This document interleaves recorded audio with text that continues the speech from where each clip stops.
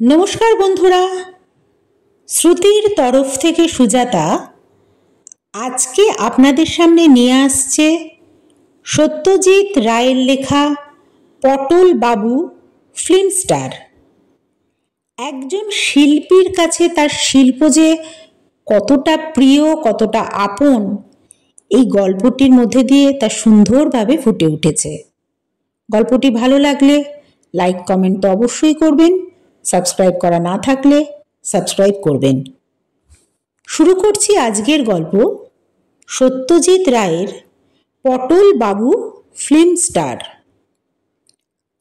পটল বাবু সবে বাজারের থলিটা কাঁধে ঝুলিয়েছেন, এমন সময় বাইরে থেকে নিশিকান্ত বাবু হাঁক দিলেন, পটল আছো নাকি হে? আগে হ্যাঁ, দাঁড়ান আসছি। নিশিকান্ত ঘোষমশাই নেপাল ভট্টাচার্যি লেনে পটল বাবুর তিনখানা বাড়ির পরেই থাকেন। বেশ আমোদে লোক। পটল বাবু থলে নিয়ে বেরিয়ে এসে বললেন, কি ব্যাপার সকাল সকাল? শোনো, তুমি ফিরছো কতক্ষণে? এই ঘন্টাখানেক। কেন? তারপর আর বেরোনোর ব্যাপার নেই তো? আজ তো টেগর্স বার্থডে। আমার ছোট শালার সঙ্গে কাল নেতাজি ফার্মেসিতে দেখা হলো। সে ফিল্মে কাজ করে, ওই লোকজন জোগাড় করে দেয়। বললে কি জানি একটা ছবির জন্য একটা সিনের জন্য একজন লোক দরকার। যেরকম চাইছে বুঝেছ, এই বছর 50 বয়স, বেঁটে খাটো, মাথায় টাক। আমার টক করে তোমার কথা মনে পড়ে গেল, তাই তোমার হদিস দিয়ে দিলুম। বলেছি সোজা তোমার সঙ্গে এসে কথা বলতে। আজ সকালে 10টা নাগাদ আসবে বলেছে। তোমার আপত্তি নেই তো? ওদের রেট হিসেবে কিছু পেমেন্টও দেবে অবশ্যই। সকালবেলা ঠিক এই ধরনের একটা খবর পটলবাবু আশাই করেননি। 52 বছর বয়সে ফিল্মে অভিনয় করার প্রস্তাব আসতে পারে, এটা তার মতো নগণ্য লোকের পক্ষে অনুমান করা কঠিন বই কি। এ যে একেবারে অভাবনীয় ব্যাপার। কি হে, হ্যাঁ কি না বলে ফেলো। তুমি তো অভিনয় করেছো এককালে, তাই না? হ্যাঁ, মানে না বলার আর কি আছে। সে আসুক, কথা টর্থা বলে দেখি। কি নাম বললেন আপনার শালার? নরেশ। নরেশ দত্ত। বছর 30 বয়স, লম্বা দোহারা চেহারা, 10টা 10:30 নাগাদ আসবে বলেছে। বাজার করতে গিয়ে আজ পটলবাবু গিন্নির ফরমাস গুলিয়ে ফেলে কালো জিরের বদলে ধানি লঙ্কা কিনে ফেললেন, আর সৈন্ধব নুনের কথাটা তো বেমালুম ভুলেই গেলেন। এতে অবশ্যই আশ্চর্য হবার কিছুই নেই। এককালে পটলবাবু রীতিমতো অভিনয়ের শখ ছিল। শুধু শখ কেন, নেশাই বলা চলে। যাত্রায়, থিয়েটারে, পুজো পার্বণে, পাড়ার ক্লাবের অনুষ্ঠানে তার বাঁধা কাজ ছিল অভিনয় করা। হ্যান্ডবিলে কতবার নাম উঠেছে পটলবাবুর। একবার তো নিচের দিকে আলাদা করে বড় অক্ষরে নাম বেরোলো তার, পরাশরের ভূমিকায় শ্রী শীতলাকান্ত রায়, পটলবাবু। তার নামে টিকিট বিক্রি হয়েছে বেশি। এমনও সময় গেছে এককালে। তখন অবশ্যই তিনি থাকতেন কাঁচরাপাড়ায়। সেইখানেই রেলের কারখানায় চাকরি ছিল তার। 1934 সনে কলকাতার হাডসন অ্যান্ড কাম্বারলি কোম্পানিতে আরেকটু বেশি মাইনের একটা চাকরি, আর নেপাল ভট্টাচার্যি লেনে এই বাড়িটা পেয়ে পটলবাবু সস্ত্রীক কলকাতায় চলে আসেন। কটা বছর কেটেছিল ভালোই। আপিসের সাহেব বেশ স্নেহ করতেন পটলবাবুকে। 43 সনে পটলবাবু সবে একটা পাড়ায় থিয়েটারের দল গড়ব করছেন, এমন সময় যুদ্ধের ফলে অফিসে ছাঁটাই হলো, আর পটলবাবুর 9 বছরের সাধের চাকরিটি কর্পূরের মতো উবে গেল। সেই থেকে আজ অবধি বাকি জীবনটা রোজগারের ধান্দায় কেটে গেছে পটলবাবুর। গোড়ায় একটা মণিহারির দোকান দিয়েছিলেন, সেটা 5 বছর চলে উঠে যায়। তারপর একটা বাঙালি আপিসে কেরানিগিরি করেছিলেন কিছুদিন, কিন্তু বড় কর্তা বাঙালি সাহেব মিস্টার মিটারের ঔদ্ধত্য আর অকারণ চোখরাঙানি সহ্য করতে না পারায় নিজেই ছেড়ে দেন সে চাকরি। তারপর এই 10টা বছর ইন্স্যুরেন্সের দালালি থেকে শুরু করে কি না করেছেন পটলবাবু, কিন্তু যে অভাব, যে টানাটানি, সে আর দূর হয়নি কিছুতেই। সম্প্রতি তিনি একটা লোহা লক্করের দোকানে ঘোরাঘুরি করছেন। তার এক খুড়তুতো ভাই বলেছে সেখানে একটা ব্যবস্থা করে দেবে।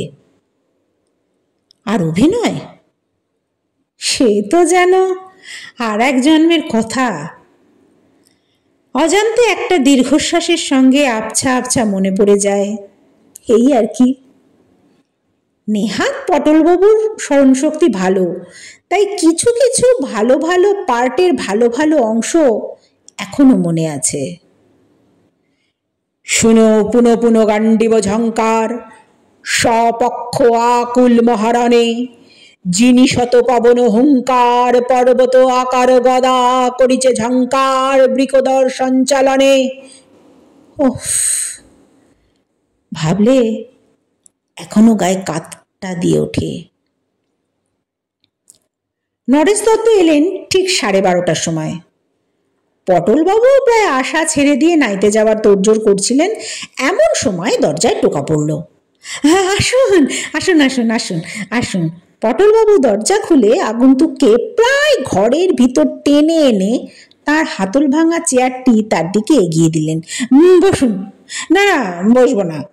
নিশিকান্তবাবু আপনাকে আমার কথা বলেছেন বোধ হয়। হ্যাঁ হ্যাঁ, আমি অবশ্যই খুবই অবাক হয়েছি, এতদিন বাদে। আপনার আপত্তি নেই তো? পটলবাবুর লজ্জায় মাথা হেঁট হয়ে গেল। আমাকে দিয়ে মানে চলবে তো? নরেশবাবু গম্ভীরভাবে একবার পটলবাবুর আপাদ মস্তকে চোখ বুলিয়ে নিয়ে বললেন, বেশ চলবে, খুব চলবে। কাজটা কিন্তু কালই। কাল? রবিবার? হ্যাঁ, কোনো স্টুডিওতে নয় কিন্তু।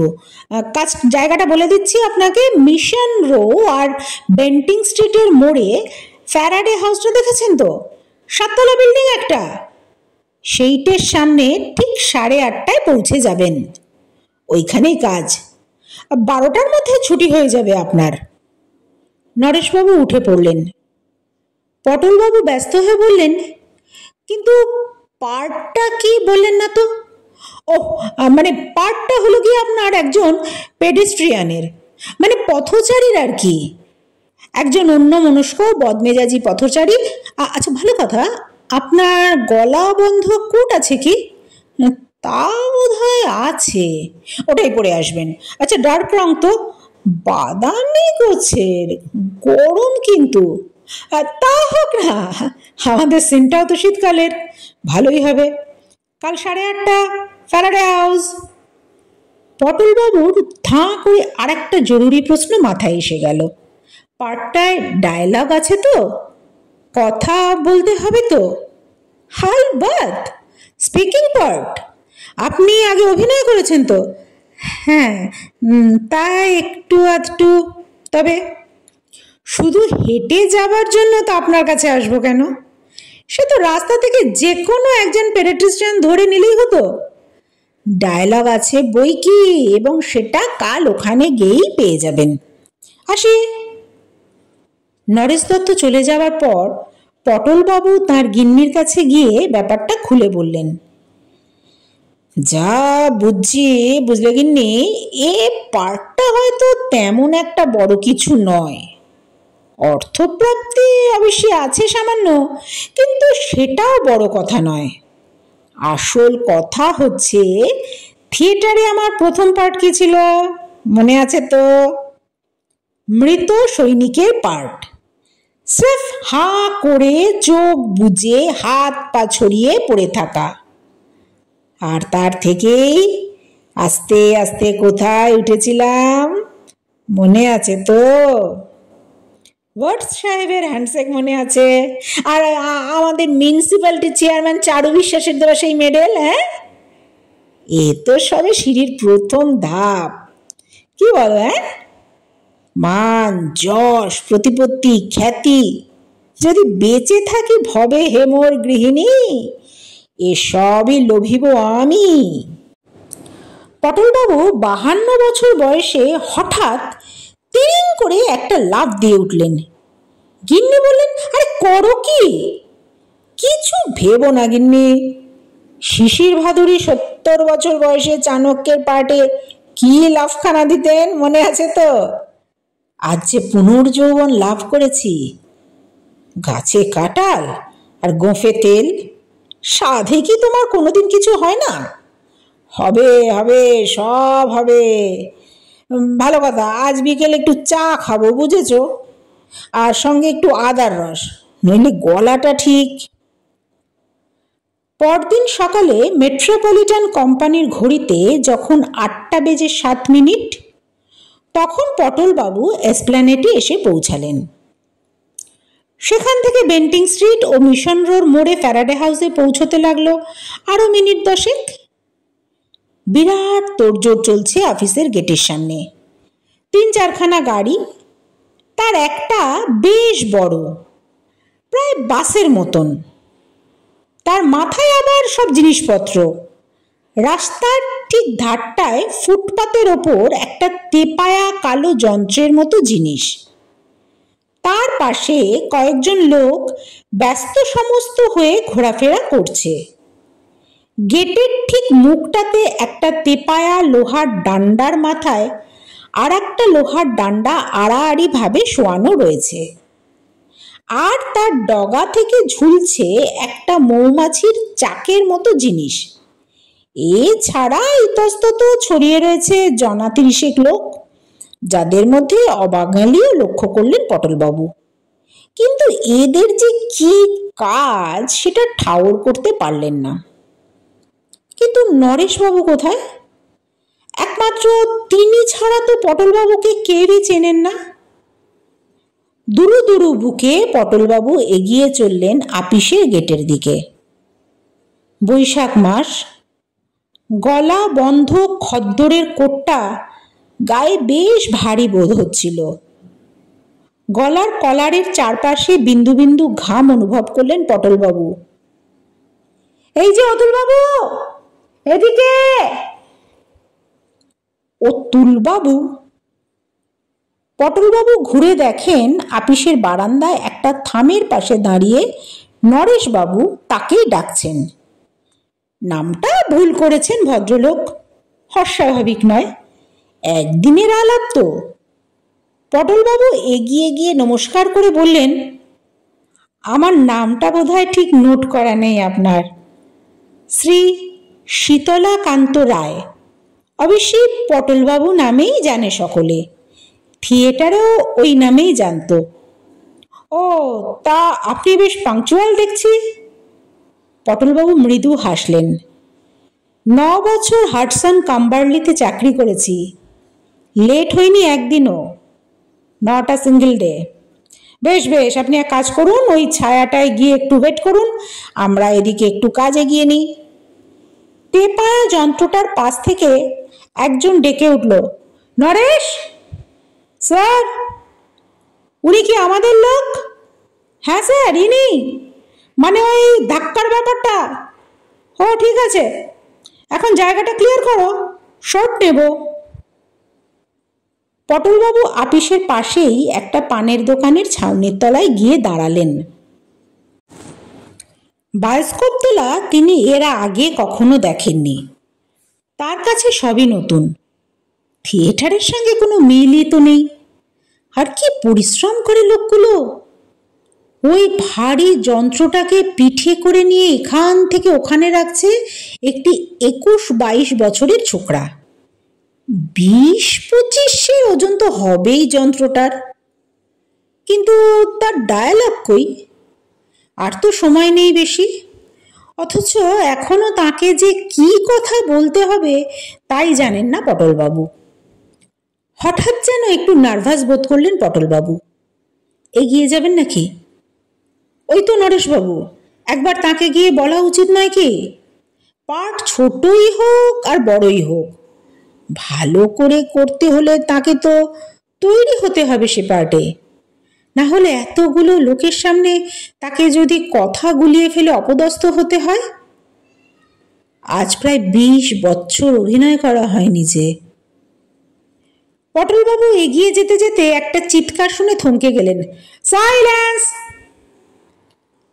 তারপর নরেশবাবুর গলা পাওয়া গেল, এবার শট নেওয়া হবে, আপনারা দয়া করে একটু চুপ করুন, কথাবার্তা বলবেন না, জায়গা ছেড়ে নড়বেন না, ক্যামেরার দিকে এগিয়ে আসবেন না। আবার প্রথম সেই গলায় চিৎকার এলো, সাইলেন্স, টেকিং। এবার পটলবাবু লোকটিকে দেখতে পেলেন। মাঝারি গোছের মোটাসোটা লোকটি টেপায়া যন্ত্রটার পাশেই দাঁড়িয়ে আছে। গলায় একটা চেন থেকে দূরবীনের মতন জিনিস ঝুলছে। ইনি কি পরিচালক নাকি? কি আশ্চর্য, পরিচালকের নামটাও যে তার জেনে নেওয়া হয়নি। এরপর আরো কতগুলো চিৎকার পটলবাবুর কানে এলো, start sound, running, action. Action কথাটার সঙ্গে সঙ্গে পটলবাবু দেখলেন চৌমাথার কাছ থেকে একটা গাড়ি এসে আপিসের সামনে থামল, আর তার থেকে একটি মুখে গোলাপি রংমাখা স্যুট পরা যুবক দরজা খুলে প্রায় হুমড়ি খেয়ে নেমে হনহুনিয়ে অফিসের গেট পর্যন্ত গিয়ে থেমে গেল। পরক্ষণেই পটলবাবু চিৎকার শুনলেন, কাট! আর অমনি সাইলেন্স ভেঙে গিয়ে জনতার মধ্যে গুঞ্জন শুরু হয়ে গেল। পটলবাবুর পাশেই এক ভদ্রলোক তাঁর দিকে ঝুঁকে পড়ে জিজ্ঞাসা করলেন, ছোকরাটিকে চিনলেন তো? পটলবাবু বললেন, কই না তো।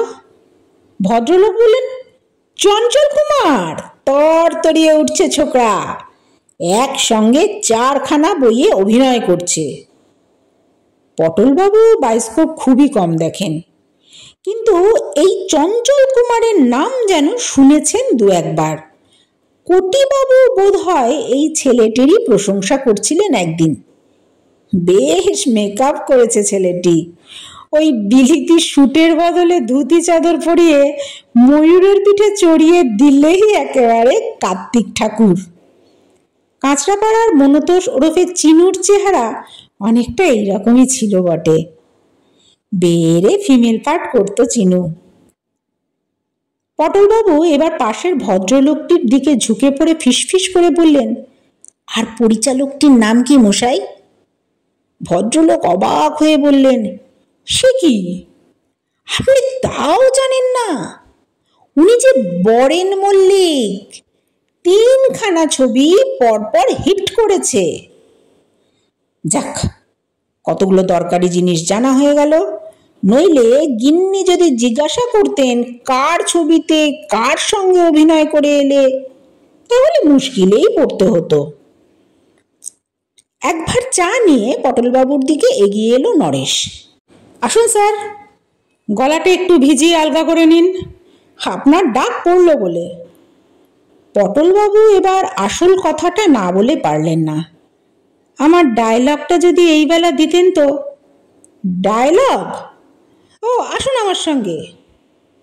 টেপায়া যন্ত্রটা দিকে এগিয়ে গেল নরেশ, পেছনে পটলবাবু। এই শশাঙ্ক! একটা হাফ প্যান্ট পরা ছোকরা এগিয়ে এলো নরেশের দিকে। নরেশ তাকে বলল, এই ভদ্রলোক ও ডায়লগ চাইছেন, একটা কাগজে লিখে দে তো। আরে সেই ধাক্কার ব্যাপারটা। শশাঙ্ক পটলবাবুর দিকে এগিয়ে এলো। আসুন দাদু, যদি আর তোর কলমটা একটু দে তো, দাদুকে ডায়লগটা লিখে দিই। জ্যোতি ছেলেটি তার পকেট থেকে একটা লাল কলম বার করে শশাঙ্কর দিকে এগিয়ে দিল। শশাঙ্ক তার হাতের খাতা থেকে একটা সাদা পাতা ছিঁড়ে কলম দিয়ে তাতে কি জানি লিখে কাগজটা পটলবাবুকে দিল। পটলবাবু কাগজটার দিকে চেয়ে দেখলেন তাতে লেখা রয়েছে আহ। আহ! পটলবাবুর মাথাটা কেমন ঝিমঝিম করে উঠল। কোটটা খুলে ফেলতে পারলে ভালো হয়, গরম হঠাৎ অসহ্য হয়ে উঠেছে। শশাঙ্ক বলল, আর দাদু যে গুমড়ে গেলেন, আর কঠিন মনে হচ্ছে। এরা কি তাহলে ঠাট্টা করছে? সমস্ত ব্যাপারটাই কি একটা বিরাট পরিহাস? তার মতো নিরীহ নির্বিবাদী মানুষকে ডেকে এনে এত বড় শহরের এত বড় রাস্তার মাঝখানে ফেলে রং তামাশা? এত নিষ্ঠুরও কি মানুষ হতে পারে? পটলবাবু শুকনো গলায় বললেন, ব্যাপারটা ঠিক বুঝতে পারছি না। কেন বলুন তো? শুধু আহ, আর কোনো কথা নেই? শশাঙ্ক চোখ কপালে তুলে বললেন, বলেন কি দাদু, এ কি কম হলো নাকি? এ তো রেগুলার স্পিকিং পার্ট। আর বরেন মল্লিকের ছবিতে স্পিকিং পার্ট। আপনি বলছেন কি? আপনি তো ভাগ্যবান লোক মশাই। আর জানেন, আমাদের এই ছবিতে আজ অবধি প্রায় 150 লোক পাঠ করে গেছে, যারা কোনো কথাই বলেনি, শুধু ক্যামেরার সামনে দিয়ে হেঁটে গেছে। অনেকে আবার হাঁটেও নি, সে দাঁড়িয়ে থেকেছে। কারোর কারোর মুখ পর্যন্ত দেখা যায়নি। আজকেও দেখুন না, ওই ওরা সব দাঁড়িয়ে আছে ল্যাম্পপোস্টের পাশে। ওরা সবাই আছে আজকে সিনে, কিন্তু একজনেরও একটি কথাও নেই। এমনকি আমাদের যে লায়ক চঞ্চল কুমার, তারও আজ কোনো ডায়লগ নেই, কেবল আপনার কথা। বুঝেছেন?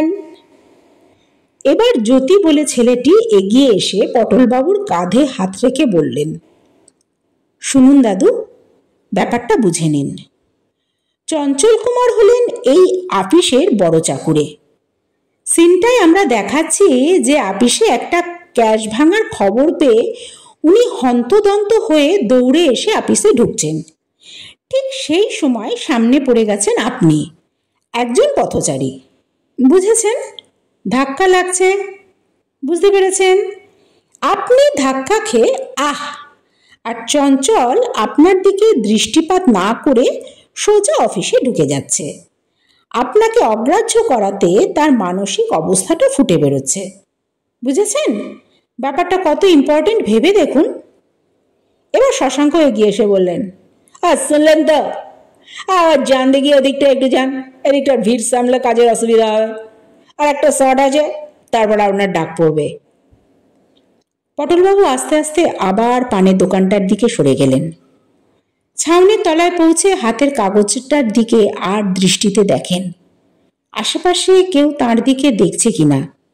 দেখে কাগজের কুণ্ডুলিটা নর্দমার দিকে ছুঁড়ে দিলেন।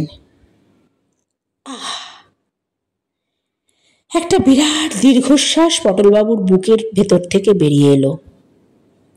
শুধু একটি মাত্র কথা,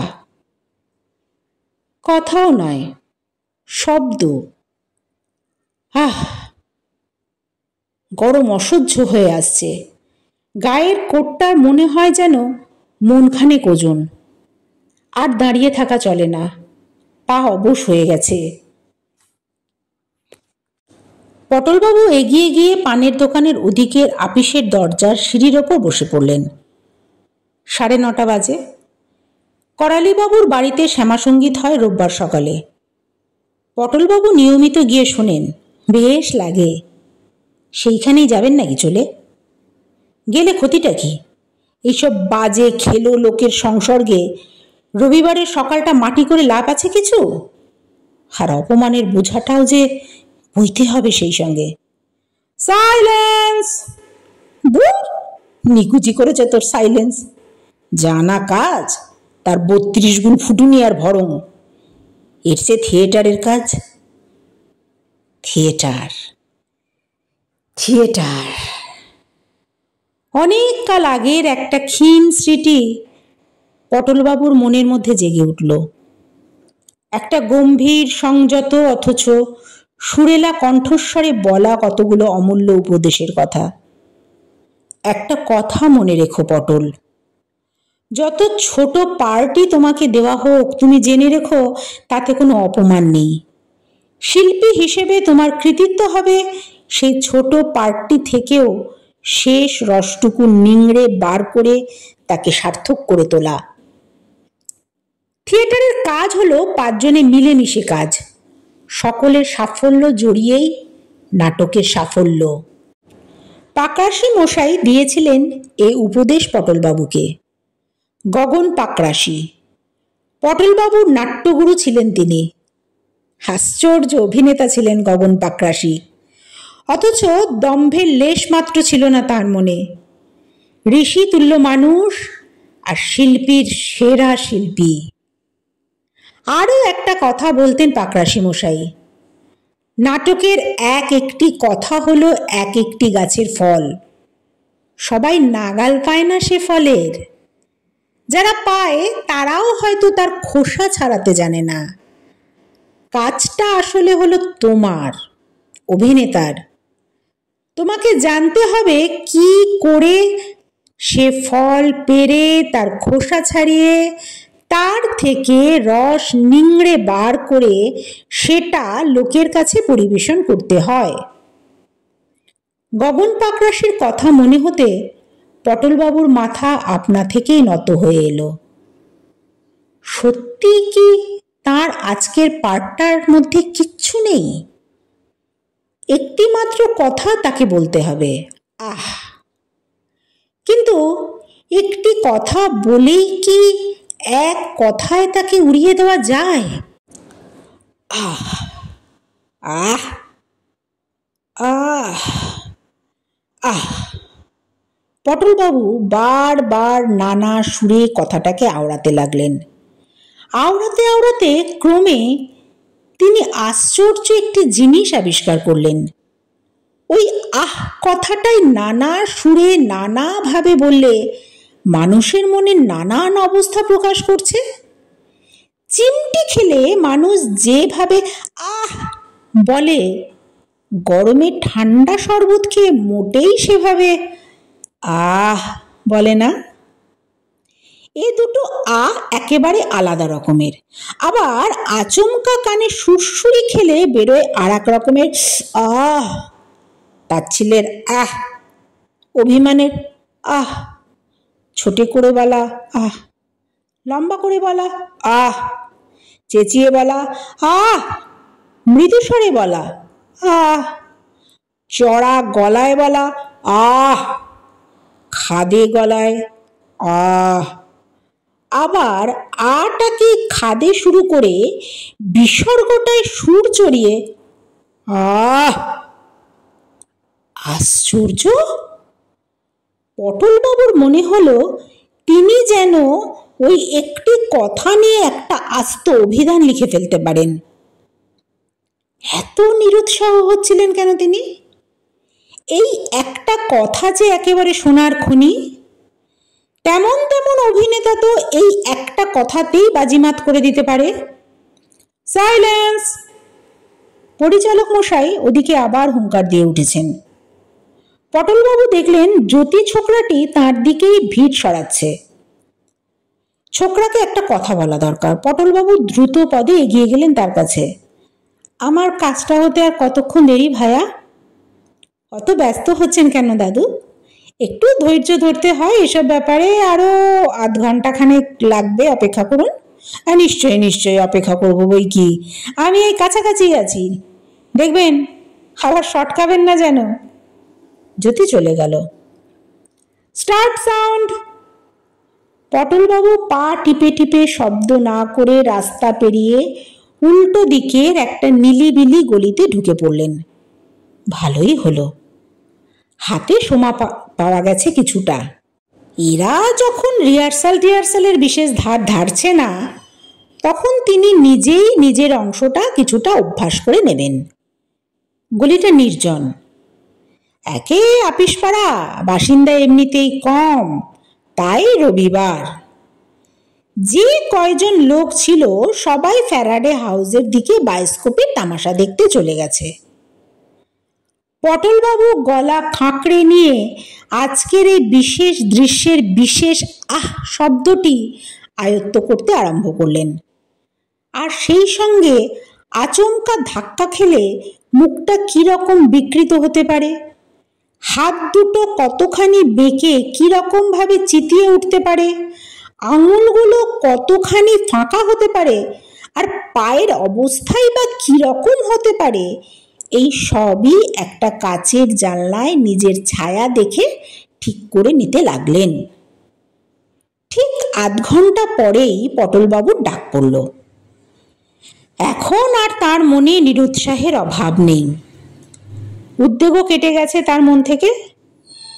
রয়েছে কেবল একটা চাপা উত্তেজনা ও রোমাঞ্চ। 25 বছর আগে স্টেজে অভিনয় করার সময় একটা বড় দৃশ্যে নামবার আগে যে ভাবটা তিনি অনুভব করতেন, সেই ভাব।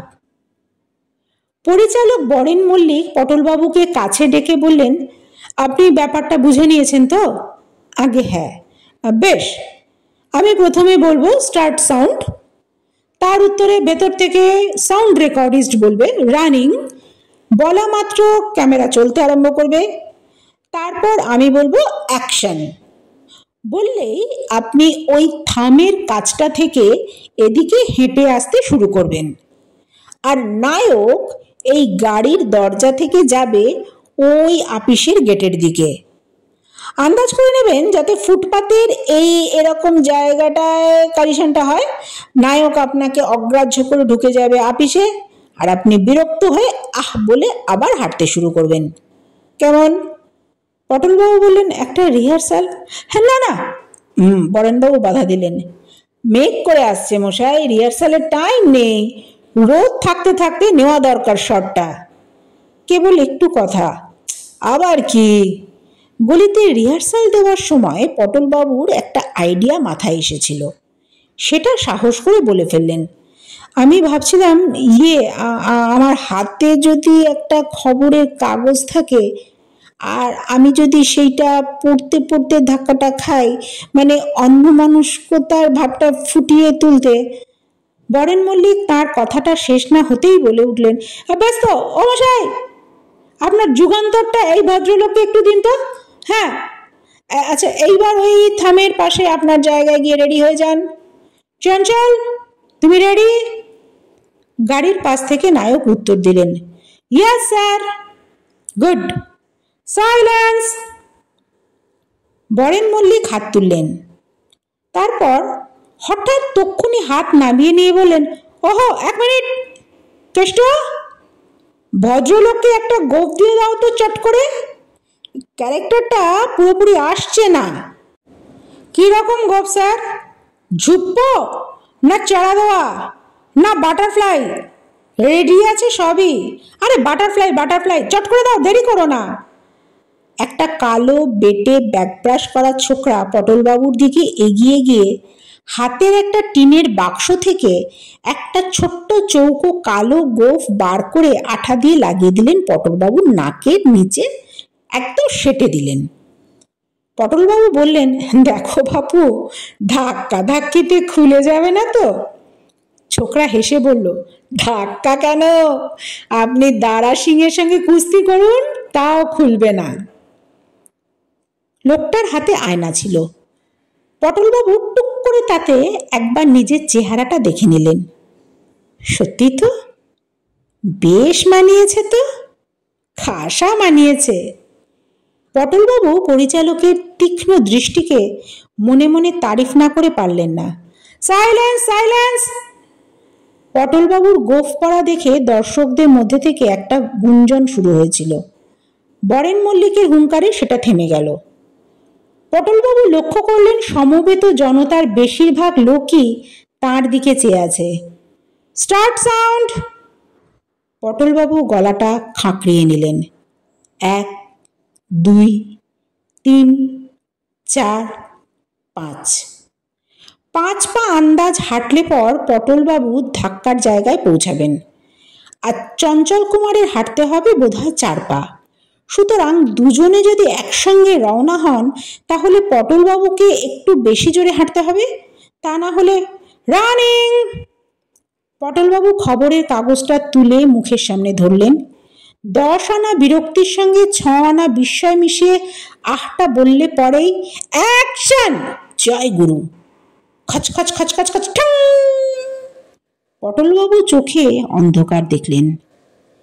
নায়কের মাথার সঙ্গে তার কপালে ঠোকাঠুকি লেগেছে।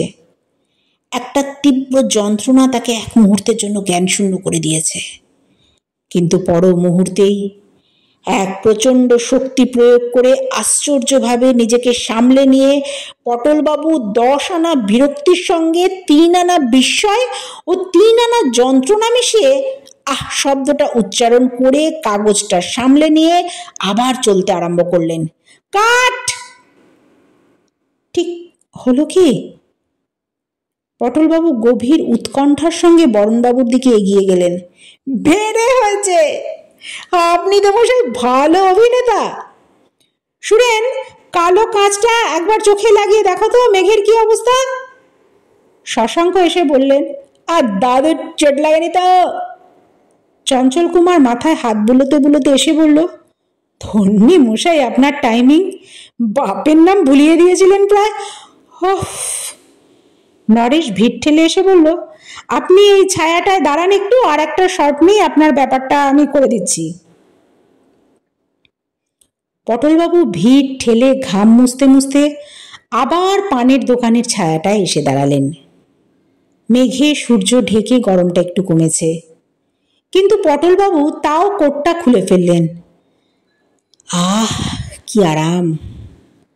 একটা গভীর আনন্দ ও আত্মতৃপ্তির ভাব ধীরে ধীরে তার মনকে আচ্ছন্ন করে ফেলল।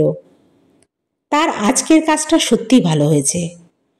এতদিন অকেজো থেকেও তার শিল্পী মন ভোতা হয়ে যায়নি। গগন পাকরাশি আজ তাকে দেখলে খুশি হতেন, কিন্তু এরা কি সেটা বুঝতে পেরেছে? পরিচালক বরেন মল্লিক কি তা বুঝেছেন? এই সামান্য কাজ নিখুঁতভাবে করার জন্য তার যে আগ্রহ আর পরিশ্রম, তার কদর কি এরা করতে পারে? সে ক্ষমতা কি এদের আছে? এরা বোধ হয় লোক ডেকে এনে কাজ করিয়ে টাকা দিয়েই খালাস। টাকা? কত টাকা? 5, 10, 25? টাকার তার অভাব ঠিকই, কিন্তু আজকের এই যে আনন্দ, তার কাছে 5টা টাকা আর কি? মিনিট 10 পরে নরেশ পানের দোকানের কাছে পটলবাবুর খোঁজ করতে গিয়ে ভদ্রলোককে আর পেলেন না। সে কি, টাকা না নিয়ে চলে গেল নাকি লোকটা? আচ্ছা ভোলামন্ত। বরেন মল্লিক হাঁক দিলেন, রোদ বেরিয়েছে, সাইলেন্স সাইলেন্স! আরে ওহে নরেশ, চলে এসো, ভিড় সামলাও। শেষ হলো আজকের গল্প পটলবাবু ফিল্ম স্টার। অভিনেতাদের জীবনে অভিনয় একটা শিল্প, একটা সাধনা। তার জন্য তারা বারবার ফিরে আসে সেই রঙ্গমঞ্চ বা মন্দির প্রাঙ্গণে। ভালো লাগলে লাইক, কমেন্ট, শেয়ার অবশ্যই করবেন। আরও গল্প শুনতে চাইলে সাবস্ক্রাইব করে চ্যানেলটির পাশে থাকবেন।